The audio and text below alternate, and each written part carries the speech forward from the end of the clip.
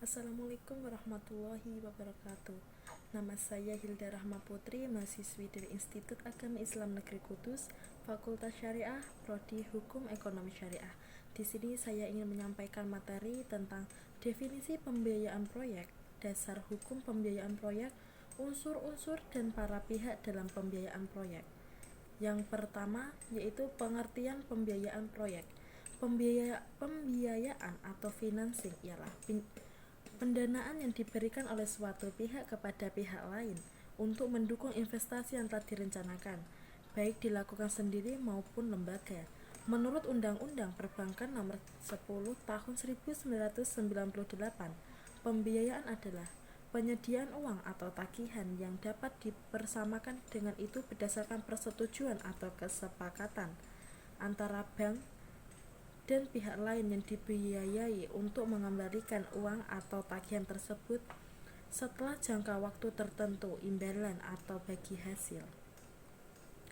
Pembiayaan proyek disebut dengan project financing. Di sini pembiayaan proyek adalah biaya yang diperuntukkan untuk proyek konstruksi.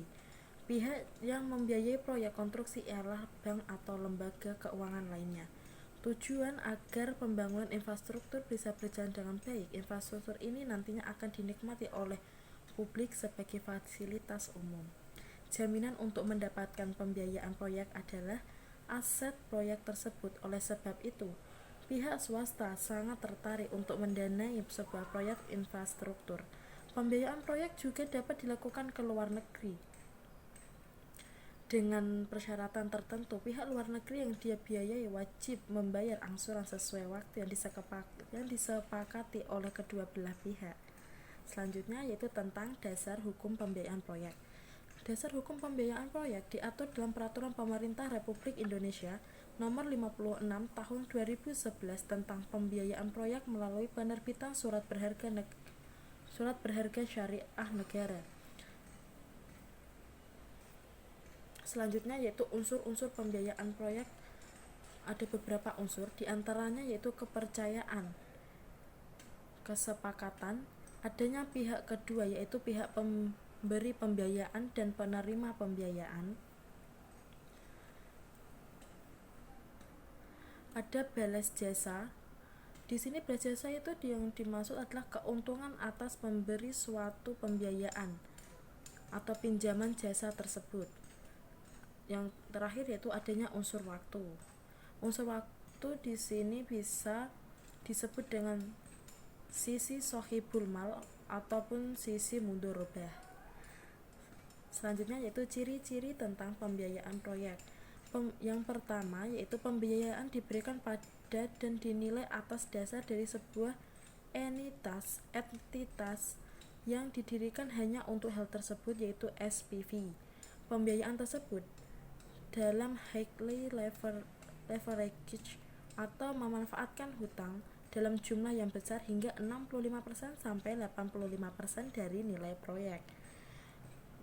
Berikutnya yaitu jumlah nilai yang sangat besar ini tidak bisa ditanggung oleh satu bank atau investor saja. Oleh karena itu, biasanya melibatkan lebih dari satu lembaga pembiayaan. Yang keempat yaitu pembiayaan proyek bersifat jangka panjang, bisa mencapai 15 sampai puluhan tahun namanya. Pihak yang memberikan pembiayaan, misalnya bank, tidak memiliki hak regres atau memiliki hak regres yang sangat terbatas tergantung pada kelayakan SPV. Arus kas yang dihasilkan oleh SPV harus cukup untuk seluruh biaya operasional proyek untuk melakukan pembayaran kembali atas hutang pembiayaan.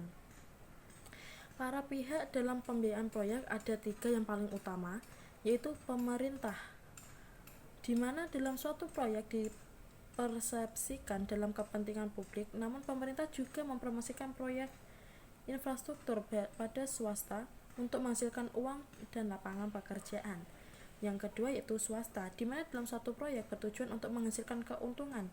Namun, keuntungan moneter bukan satu-satunya alasan keterlibatan swasta, seperti halnya dalam hal mempromosikan proyek lain yang terkait.